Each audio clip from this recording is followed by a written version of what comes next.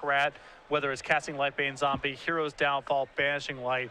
And so Read the Bones really interferes with that because one of these things is your entire turn. Having the opportunity to cast something for 2 mana and then allow play to proceed from there, a little bit more efficient for this deck than having another 3 clogging up the hand. Well, this is going to be the matchup, though, that is really going to put the Black-White midrange deck to the test. This is not what I think is not a good matchup at all. It's Red-White Burn from Alex Smith. Yeah, that's although the specifics of the lists matter quite a bit, Alex on a Satyr Fire Dancer Chandra Phoenix build, which is a lot less punishing of a creature base than what Red White Burn can bring to the table. Things like Fire Drinker Satyr can be really punishing, Young Pyromancer, so forth. So Alex's list, you know, in the abstract, this is a very good matchup for Red White Burn, but at least in the main deck, it looks like Alex has taken certain liberties, and now he's mulliganed with a not very good hand left over. Yeah, and it's on. Well, Thoughtseize goes ahead and takes a Magma Jet. Almost some irony when you're Thoughtseizing a shock out of your opponent's hand. But Alex's hand is left right now with 7 points worth of burn. He has a shock, a Magma Jet, and a freshly drawn Lightning Helix. Still 11 points shy, though. And this deck is all about scry lands. And scrying in general, the Red-White Burn list. So that is just one of the most important things for greasing the wheels and making sure the deck has the right ratio of lands to spells. Yeah, and he's getting helped out here. Skullcrack is his next draw. So if you, for those of you counting at home, 8 is the current number of burn, more points of burn he needs to draw. At what point do you fire off the Magma Jet, though? I'd assume drawing a land seems like the worst thing that you could do here. Yeah, I think that you can afford to hold it in the event that you set, for example, if you have something, you know, like 4 mana spells in your hand where you're happy drawing lands or spells, that's one thing. But with Alex all cheap stuff, he really just wants to be scrying and trying to find more action. Yeah. Peter Simon bloods himself. That puts the target down to 6. Alex does not play a burn spell on end step, opposite just draw. He does draw a 4th land, so that draws a miss. Well, he may, it's not necessarily a miss. There's a lot of 4s in the deck. There's War Leader's Helix and Stoke the Flames. So he's not inherently not happy with drawing lands in that spot. So is land 5 the one where you start to not have them count as cards? Yeah, they're not really cards at that point. Unless they're Mutavaults. Desecration Demon, the play for Tragos, and that means Smith is going to have to start burning. That's going to be Magma Jet starting there. Puts Tragos down to 14. And Peter has actually picked up a lot of incremental damage this game. I mean, he's cast a Thoughtseize, he's cast Sign in Blood, he's played an untapped Godless Shrine that turn. Yeah, so 4 is the number. Yeah, right. He just needs to find 4 more points to burn. If you look at his hand, Tragos is at 12.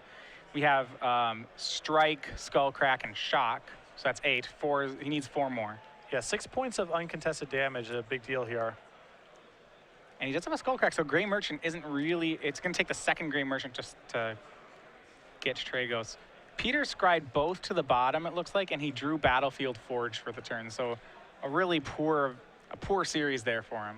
But Alex has a lot of time to work with here, you know? And this is a Black-White mid-range list. We're not looking at getting burned out by Grey Merchant. So Peter basically acts entirely at sorcery speed. Well, that's all right. Now there's some pressure, though. That's Blood Baron of Vizscopa. And I think Smith is going to start burning off all his burn spells now. Yeah, this turn, Alex can cast his Lightning Strike and his Shock. That brings Peter down to 7. He has Skullcrack that blunts the impact of Blood Baron. Now that turn, I think he needed to cast, I guess he has enough mana at this point where even if he top decks a 4 mana spell, it doesn't matter. Yeah, I want to go back to that Magma Jet scry. So he had, in his scry too, he had, I think one of the cards was a Shock. And like, so 4 is the number you need, right? You need 4 more points. Do you keep Shock in that point or no, because it's not a 4? Like, it's halfway there. Yeah, it's just too low impact. I'm not keeping a Shock in that spot. All right, swing from Tragos for 10. That's going to Skullcrack Tragos down to 9. Smith is going to have to kill him on the sun tap. So now he needs a Stoke the Flames or a Boros Charm, I think. Or a War Leader's Helix. Yeah, he needs a 4. Yeah, Pack Rat's the play. He's going to pass through. Smith's certainly dead on the next attack, so I think we're just going to see him throw it up, light everything on fire. Just cast your stuff and hope to rip a 4. He can't make any inroads on the board, so. Lightning strikes him. Doesn't use the Battlefield Forge, that's fine. If he does draw the 4, he's going to have enough mana to do it. Yeah, he can cast whatever, so it doesn't really matter. Is it a 4? Does he get there? It's chained to the rocks. Oh no. For game 1 goes to Peter Tragos. Yeah, obviously Peter there sweating a lot of draw steps, but Alex just flooded out a little bit, and you know, Peter just barely able to cobble together lethal in time. Yeah, I feel like that more often than I felt like Smith was the odds on had the odds in his favor on that one. That is part of the risk though when you're playing a deck like this red-white burn deck. You are playing off the top of your deck a lot of the time. Yeah, and that's why scrying is also so potent for this list. You can see this deck can't really handle flooding out, and it's very sensitive about drawing the right mixture of lands and spells. And so the scry lands, Magma Jet, some of these decks even go out of their way to splash more scry lands because they want that effect so much. So on the sideboard here, Alex, 4 copies of Fire Drinker Satyr, 2 Toil Trouble, 2 Keening Apparition, 2 Chandra Pyromaster, 2 Searing Blood, a Chain of the Rocks, a Banishing Life, and Hushwing Griff. I like the 4 Fire Drinker Satyrs at least on the play. On the draw, they're a little sketchier because Peter has so much 2-mana removal. I think 2 copies of Toil and Trouble are really well suited for this matchup as well. And the 2 Chandras, I think, are okay against black-white mid-range, better than they are against mono-black. Mono-black has a lot more ways to pressure your life total and attack planeswalkers. Black-white mid-range, less of those kind of tools. And then as far as removal goes, the biggest threat to me, creature-wise, seems like it would be Desecration Demon. Do you want to keep removal spells to transfer that, or are you just eyes on the prize? I'm kind of eyes on the prize in this matchup, especially when you know there's not Grey Merchant in their list. It's a little bit different when they do have Grey Merchant because you're at risk of getting burned out. But when your opponent can only deal damage through combat, they're just a slower deck. They're often a full turn slower, in fact. And the problem with bringing in Chain of the Rocks or having a lot of copies is, you know Peter's likely to Thoughtseize and Duress you. And if he picks apart your burn spells and leaves you with Chain of the Rocks, Peter can win the game at his leisure. So you need to remain pretty burn dense to be able to slog through all of the discard spells you're going to be playing against post-board. Yeah, on Tragos' side, he doesn't have too much in terms of life gain. In fact, he doesn't have a life gain spell in his sideboard. He has an additional copy of Blood Baron, and he has 2 Obsidats. So I'm assuming that Blood Baron is excellent, and that's kind of his, as we saw there, it really put some pressure on Smith. So I imagine he'd use those. Outside that, he has 3 Sin Collectors, which should function really well. If he can get one on turn 3, he can probably snag a burn spell away from Smith.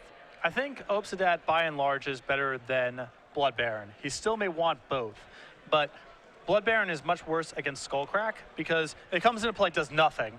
Right. Then you untap, then you get Skullcracked. It's only the following turn where you start gaining life, whereas Obsidat immediately, against the deck with Skullcrack, you'd rather be gaining little pieces of life incrementally than large chunks all at once.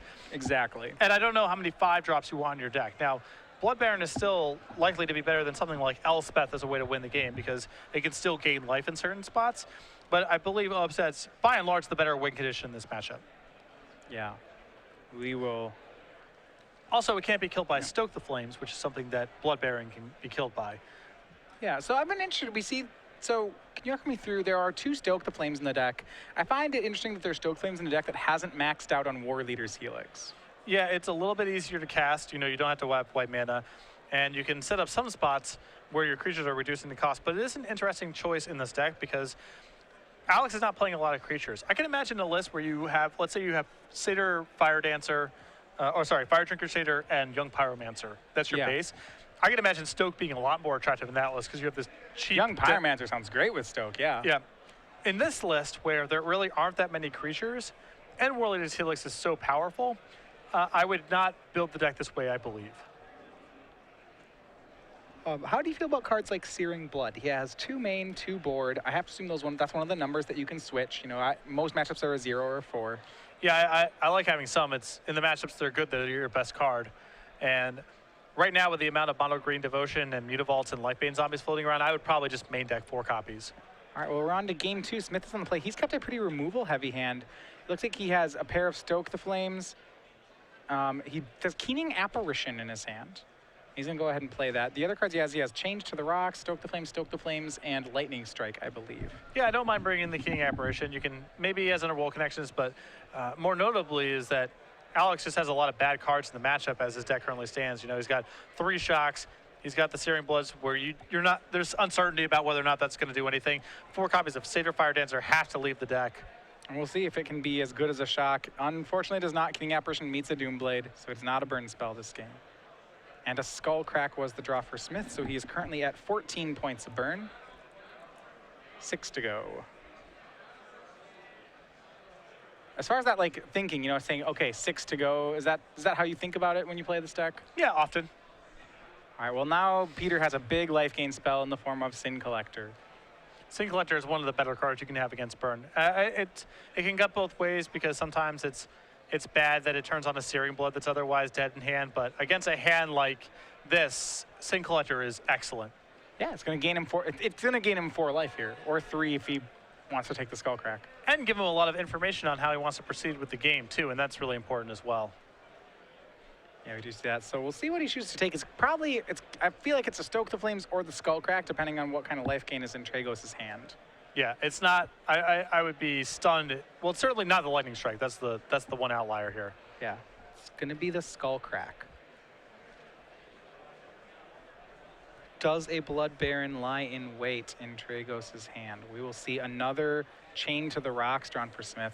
You weren't very thrilled on Chain to the Rocks in the matchup. And it's exactly why this is the scenario that I'm worried about here is Peter's going after your hand.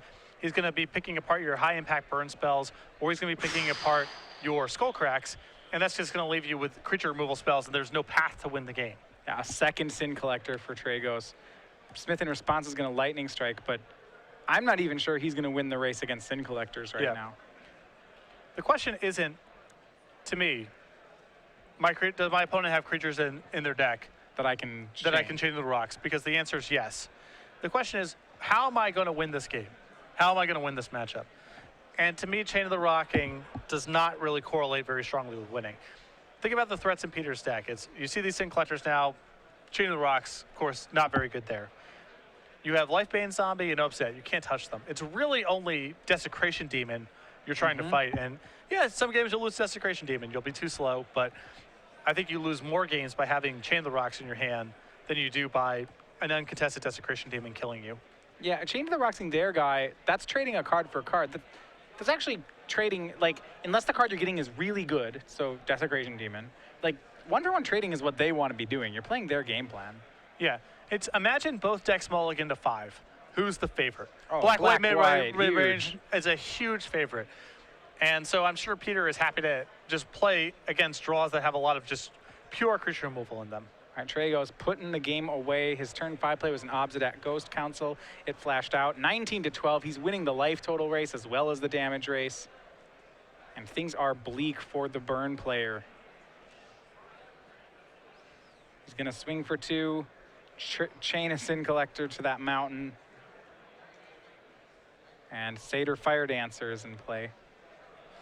That's another card that, well, that could be okay in the matchup.